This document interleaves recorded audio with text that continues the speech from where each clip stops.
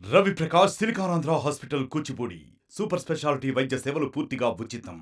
Welcome to RTV. తెలంగాణలో ప్రజాభవన్ మొదలైనప్పటి నుంచి కూడా ప్రజలందరూ వారి సమస్యల్ని నేరుగా సీఎం రేవంత్ రెడ్డి గారి ముందుకు తీసుకెళ్లే ప్రజావాణిని ఏర్పాటు చేసినప్పటి నుంచి కూడా ప్రజలందరూ ప్రజలతో ఈ ప్రజాభవన్ అనేది కిక్కిరిసలాడేదని చెప్పొచ్చు. అంటే పొద్దున్న తెల్లవారుజామున 5 గంటల నుంచే ఇక్కడ లైన్ అనేది ఉండేది. అలాంటిది ఎలక్షన్స్ అయిపోయాక ఇప్పుడు చూసుకుంటే ప్రజాభవన్లో ప్రజలు కరువయ్యారు అనే మాట ఎక్కువగా వినిపిస్తుందనే చెప్పాలి. దానికి కారణం ఒకటి, ఎక్కువగా ఆన్లైన్లో కూడా వారి సమస్యల్ని దరఖాస్తు చేసుకోవడమా, లేదంటే నిజంగానే ప్రజల సమస్యలు తీరుతున్నాయా లేకపోతే తీరట్లేదా అనేది ప్రజల్లో ఎక్కువగా ప్రశ్నగా మిగిలినప్పటికీ కూడా ఈరోజు శుక్రవారం అవటంతో, అంటే మామూలుగా శుక్రవారం అంటేనే ప్రజాభవన్లో ప్రజలు ఎక్కువగా ఉంటూ ఉంటారు. కానీ ఈరోజు శుక్రవారం అయినప్పటికీ కూడా ప్రజలు చాలా మటుకు అసలు ఎవ్వరు కూడా లేని పరిస్థితి అయితే మనకి కనిపిస్తూ ఉందని చెప్పాలి. కొంతమంది అయితే ప్రస్తుతం ఇక్కడికి ప్రజా దర్బార్కి వచ్చి ఇక్కడ వారి సమస్యలు చెప్పుకోవడానికి వచ్చారు. మరి వారు ఎక్కడి నుంచి వచ్చారు, ఏంటి వారి సమస్య ఏంటి, నిజంగానే తీరుతున్నాయా లేదా అనేది కూడా ఒకసారి ఇక్కడ ఉన్న కొంతమంది ప్రజలతో మాట్లాడి వారి సమస్య ఏంటి అనేది ఒకసారి తెలుసుకునే ప్రయత్నం అయితే చేద్దాం. మాది నిజామాబాద్ జిల్లా, మా వాళ్ళది జనగాము, నిజామాబాద్ చాలా కొందరు వచ్చారు. నేను రాష్ట్రం ప్రభుత్వ మధ్యాహ్న భోజన వంట కార్మికుల సంఘానికి రాష్ట్ర అధ్యక్షుడిని. నా పేరు వడ్ల హనుమన్లు. మేము రాష్ట్రంలోని ప్రభుత్వ పాఠశాలకు 28,000 మంది పాఠశాలలకు 54,000 మంది వర్కర్లము పనిచేస్తున్నాము. ప్రభుత్వ పిల్లలకు మధ్యాహ్నం భోజనం చేసే వంట కార్మికులు. మాకు కాంగ్రెస్ ప్రభుత్వము మేనిఫెస్టోలో పెట్టిర్రు, గౌరవ వేతనము 3,000 నుంచి 10,000 రూపాయలు పెంచుతామని మేనిఫెస్టోలో పెట్టిర్రు. ఆ మేనిఫెస్టోలో పెట్టిన విధంగా రేవంత్ రెడ్డి గారికి కలిసినాం. సార్, మాకు ఈ గౌరవ వేతనము 3,000 ఉంది, 3,000 అంటే రోజుకు 30-40 రూపాయలు, 100 రూపాయలు కూడా పడతలేదు. కాబట్టి మాకు కనీస వేతనం ఇవ్వమంటే 10,000 ఇస్తామన్నారు. మేము రిప్రజెంటేషన్ కూడా ముఖ్యమంత్రి గారికి చేసినాము. ముఖ్యమంత్రి గారు ఇస్తానే హామీ ఇచ్చిర్రు. ఆ హామీ ఇప్పుడు 7 నెలలు అవుతుంది, ఇప్పటివరకు అమలు చేయరు. ప్రభుత్వం వెంటనే కార్మికులకు మీరు ఇస్తానన్న 10,000 రూపాయల గౌరవ వేతనము ఇవ్వాలని ముఖ్యమంత్రి గారికి కోరుచున్నాం. రాలేదు, ఇప్పటి వరకు రెస్పాన్స్ రాలేదు. ముఖ్యమంత్రి గారికి 4 సార్లు కలిసినాము, వినతి పత్రం ఇచ్చినాము. వాళ్ళు ఇస్తామంటున్నారు, ఇప్పటి వరకు లేదు. రిప్రజెంటేషన్ చేస్తూనే పోయినాం. ప్రిన్సిపల్ సెక్రటరీ ఎడ్యుకేషన్కి ఇచ్చినాం, డైరెక్టర్ ఆఫ్ స్కూల్ ఎడ్యుకేషన్కి ఇచ్చినాము, ముఖ్యమంత్రి గారికి ఇచ్చినాము, బట్టి విక్రమార్కని ఆర్థిక శాఖని కూడా కలిసినాము. వీళ్ళందరూ మీకు మేనిఫెస్టోలో పెట్టినామయ్యా 10,000 రూపాయలు గౌరవ వేతనం ఇస్తామన్నారు. ఇప్పటి వరకు అమలు అవుతలేదు. తక్షణమే అమలు చేయాలా. పేదవారి కార్మికులకు కనీస వేతనం 10,000 ఇస్తే మా కుటుంబాలు బాగుపడతాయని రాష్ట్ర ప్రభుత్వాన్ని కోరుచున్నాం. 54,500 మంది ఉన్నామమ్మా. ఏది లేదు. ఆ ఇచ్చే 3,000 కూడా నెల వస్తలేవు. 6 నెలలకు 3 నెలలకు ఒకసారి వస్తున్నాయి. ఆ 3,000 కూడా నెలకి ఇస్తే మా పేదవారు కష్టం చేసి పిల్లలకు భోజనం పెడుతున్నాము. మా డ్యూటీ అంతా రోజంతా అన్ననే కలిసిపోతుంది. రోజుకు 100 రూపాయలు శ్రమ చేస్తున్నాము, సరిపోతుందమ్మా? ఇప్పటి వరకు ప్రభుత్వం మమ్మల్ని గుర్తించి ఆ 10,000 ఇస్తే మేము సంతోషపడతాము. పిల్లలకు నాణ్యమైన భోజనం పెడుతూ మా టైం అంతా సాయంత్రం వరకు కూడా అక్కడనే స్కూల్లోనే స్పెండ్ చేస్తున్నామమ్మా. తక్షణమే గవర్నమెంట్ వెంటనే 10,000 రూపాయలు ఇవ్వాలని కోరుచున్నాము. ఈమె మాట జనరల్ సెక్రటరీ. తెలంగాణ ప్రభుత్వ పాఠశాల మధ్యాహ్న భోజన వంట కార్మికుల సంఘం రాష్ట్ర ప్రధాన కార్యదర్శి. నా పేరు బాబాయమ్మను. మాకు ముఖ్యంగా ఎందుకంటే మేము గత 20 సంవత్సరాల నుండి వంట చేస్తున్నాము. మరి మేము రాష్ట్ర వ్యాప్తంగా ఉన్న 52,500 మంది ఉన్నాము. మరి మాకు చాలా ఇబ్బందులు ఉన్నాయి. మరి ఏ ప్రభుత్వం వచ్చినా మమ్మల్ని ఆదుకుంటుంది అనుకుంటే ఇంతవరకు ఎలాంటి ఆదుకోవడం అన్నది లేదు. మధ్యాహ్న భోజనం అంటేనే చులకంగా అయిపోతుంది. మరి ముఖ్యంగా మాకున్న సమస్యలు అయితే, మరి ప్రభుత్వము ఎలక్షన్ల ముందు మాకు 10,000 రూపాయలు ఇస్తామని ఒక మాట అన్నారు. మరి దాన్ని అమలు చేయాలని మేము రాష్ట్ర ముఖ్యమంత్రిని కోరుతున్నాము. మరి ఇప్పుడున్న సమస్యలు అయితే మాకు చాలా బిల్లులు పెండింగ్లో ఉన్నాయి. మరి ముఖ్యంగా ఒకటైతే, మరి మొన్న గత 1 నెల రోజుల కింద మన రాష్ట్ర ముఖ్యమంత్రి గారు మరి వాళ్ళు ఒక మాట ఏమని చెప్పారంటే, మహిళా సంఘాలకి, డాక్టర్ మహిళా సంఘాలకి అప్పచెప్తున్నాం అనేసరికి మరి మాకు గ్రామాలలో మహిళా సంఘాలతోనూ టీచర్లతోని మాకు చాలా ఇబ్బందులు ఎదుర్కొంటున్నాము. ఎందుకంటే వాళ్ళు మమ్మల్ని అమ్మ కమిటీ, ఆదర్శ కమిటీ అని పెట్టి వాళ్ళు 20 సంవత్సరాల నుండి మీరే చేస్తారా అని అంటున్నారు. మరి మేము 20 సంవత్సరాల నుండి వంట చేసిన వాళ్ళమంతా ఒక్కసారి సారేమో రాష్ట్ర ముఖ్యమంత్రి గారు చెప్పిన వాయిస్ ఏందని అంటే, స్కూళ్ళల్లో ఎలాంటి వస్తువులు ఉన్నాయి, స్కూళ్ళు బాగున్నాయా, నీళ్ళు ఉన్నాయా, వంటగదులు ఉన్నాయా, పిల్లలు వస్తుందా లేదా అన్నదేమో రాష్ట్ర ముఖ్యమంత్రి గారు చెప్తే, మరి అక్కడున్న మహిళా సంఘాలేమో మీరు పాతోళ్ళు వంట చేయదు, వంట కార్మికులందరూ మీరు బంద్ కావాలి, కొత్త వాళ్ళు రావాలంటున్నారు. మరి మేము 52,000 మంది మీ రోడ్డు మీద పడే కాలం వస్తున్నది. మరి అయ్యా దండం పెడతాం మీకు ముఖ్యమంత్రి గారు. మరి మీరు చెప్పిన మాట ఒకటి, చేసేది గ్రామాలలో వేరే చేస్తున్నారు. మాకు మహిళా సంఘాలతోని టీచర్లతోని బాగా ఇబ్బంది అవుతుంది. మరి అదే విధంగా చూసుకుంటే మెనూ ప్రకారంగా వంట చేయమంటున్నారు. మెనూ ప్రకారంగా చేయాలంటే మరి 1 నుండి 5వ తరగతి వరకు ఇచ్చేది ₹5.40, 6 నుండి 8వ తరగతి వరకు ఇచ్చేది ₹8.17, 9-10 వాళ్ళకి ఇచ్చేది ₹10.60 ఇస్తున్నారు. మరి దీంట్లో మేము 2 కూరలు ఎలా పెడతాము? మరి అదేదో పిల్లలకి ఇచ్చేది మెస్సు ఛార్జీలు పెంచాలని మేము ప్రభుత్వాన్ని కోరుతున్నాము. కోడిగుడ్డు వచ్చేసి ఇచ్చేది ప్రభుత్వం ₹5, మరి బయట ఉన్నది మార్కెట్ రేట్ వచ్చేసి ₹7 ఉన్నది.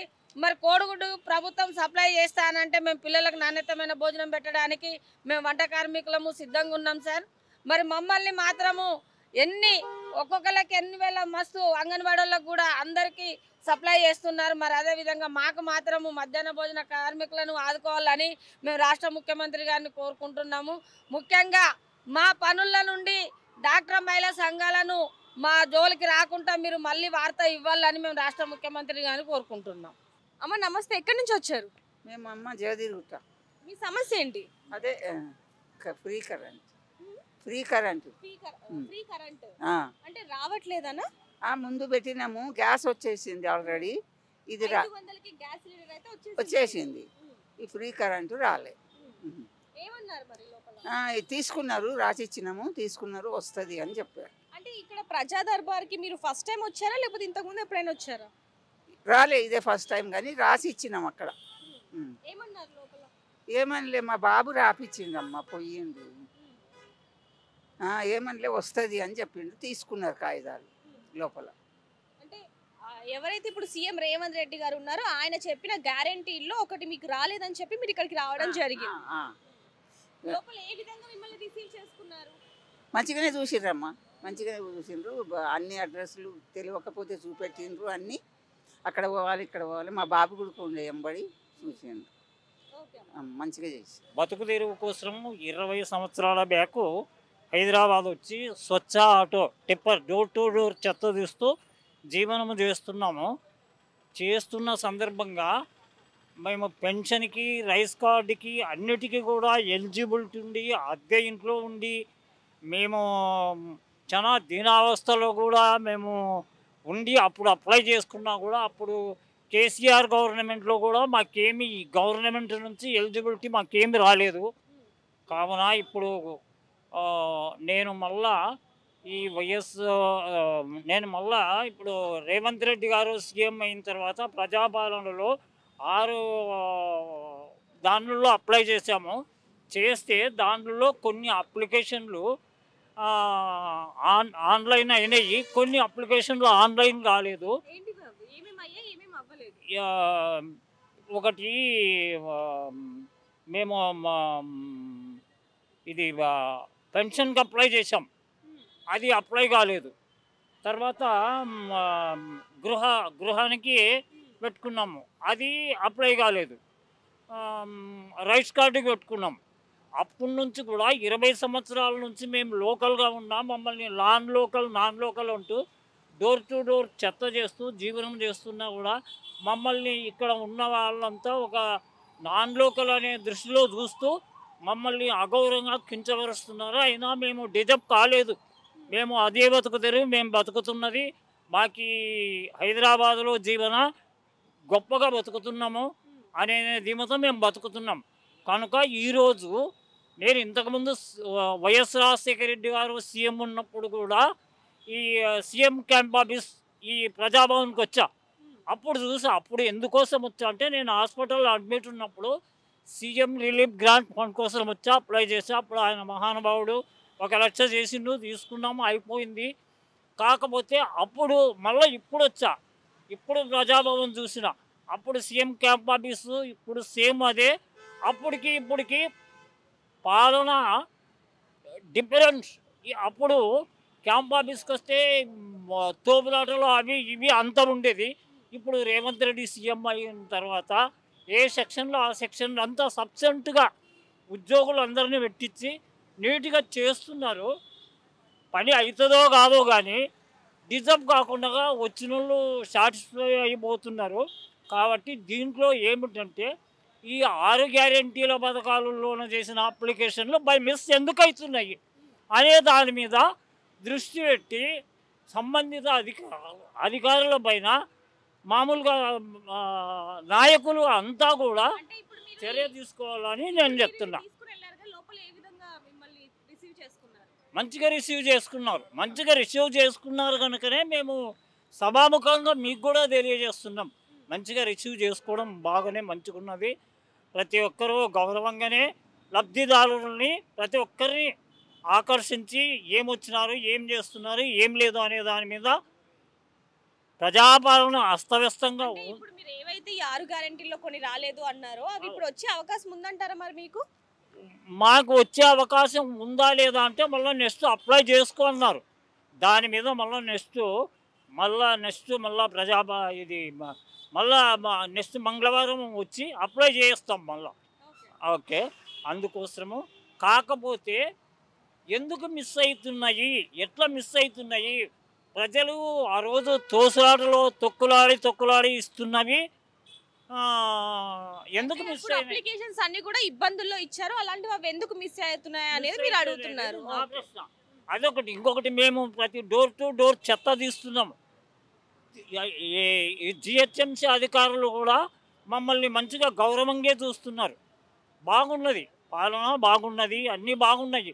కాకపోతే ఈ బై మిస్సులో అనే దాని మీద మాట్లాడుతున్నాము. దీని మీద బాధ్యులైన వారి మీద కఠినంగా చర్యలు ఉండాలని ఆశిస్తున్నాం. నమస్తే అండి, ఎక్కడి నుంచి వచ్చారు? వనపర్తి జిల్లా. మీ సమస్య ఏంటండి? మా సమస్య, మా పాప మా ఆయన చనిపోయాడు.